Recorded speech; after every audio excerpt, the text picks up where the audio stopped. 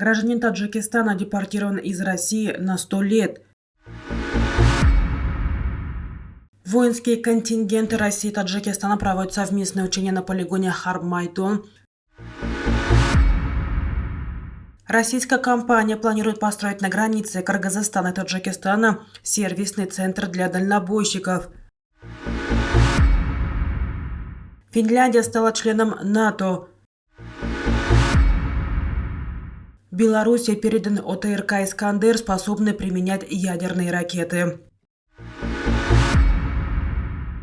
Гражданин Таджикистана Алиджан Рахмонов депортирован из России на 100 лет. Копию постановления суда о депортации опубликовал Каримджон Юров, правозащитник, специализирующийся на защите прав мигрантов. В соответствии с документом, 26-летнему таджикскому мигранту запрещен въезд в Россию с 3 апреля 2023 года по 2123 год. Получается, что к моменту окончания запрета на въезд в Российскую Федерацию Рахмонову будет 126 лет. Комментарий российской стороны получить не удалось. Алиджан признан виновным в нарушении правил пребывания в России, отметил Юров, добавив, что ранее еще один гражданин Таджикистана был депортирован из России на 99 лет, но депортация сроком на 100 лет – это беспрецедентный случай в практике России. По его словам, такие решения могут приниматься российскими чиновниками, когда мигранты настаивают на защите своих прав. За последние несколько лет более 200 тысяч таджикских мигрантов были депортированы из России. Обычно запрет на въезд действует от 3 до 25 лет.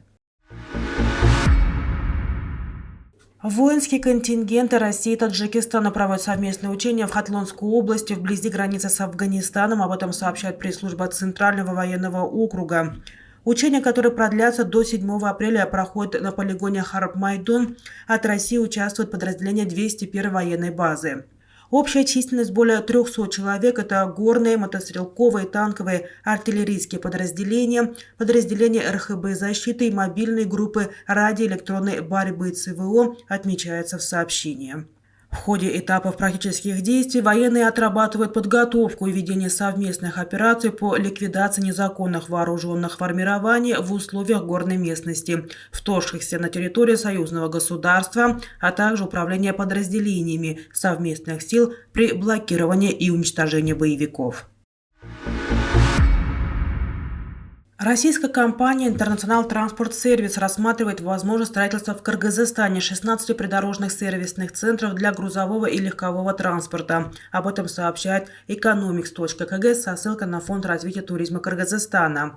В фонде отметили, что у компании ИТС уже есть опыт создания таких центров в России, Беларуси и Армении. Теперь компания хочет реализовать такой проект и в Кыргызстане.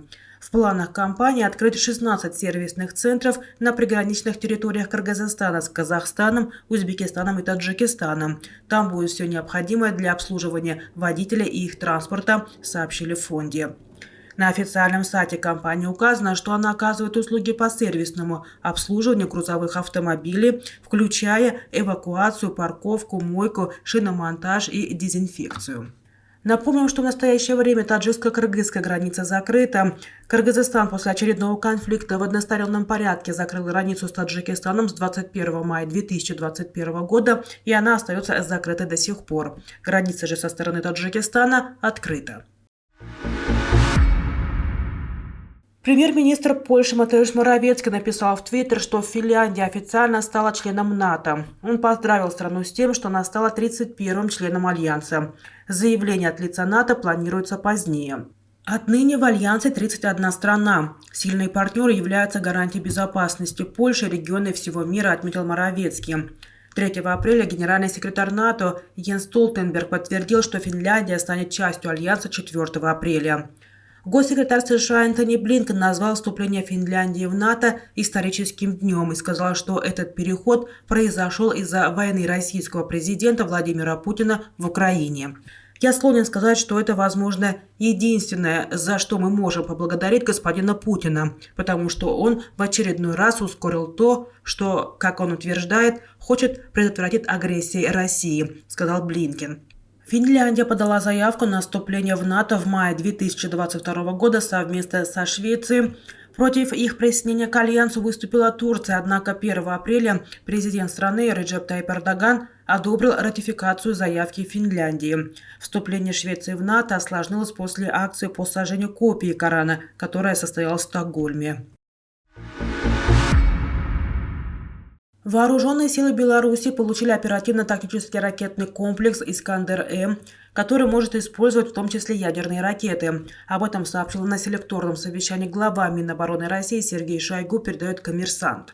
Когда был передан комплекс, не уточняется. Шойгу сказал, что с 3 апреля на одном из российских полигонов начали обучение белорусских расчетов порядку применения ОТРК для защиты союзного государства. Он добавил, что часть самолетов штурмовой авиации Беларуси также получили способность наносить удары по объектам противника средствами поражения в ядерном оснащении. 25 марта президент Российской Федерации Владимир Путин заявил, что к 1 июля закончится строительство хранилища для тактического ядерного оружия в Беларуси. Посол Российской Федерации в республике Борис Грызлов рассказал, что ядерное оружие будет придвинуто к западным границам союзного государства. США на прошлой неделе говорили, что не видят признаков переброски России ядерного оружия в Белоруссию.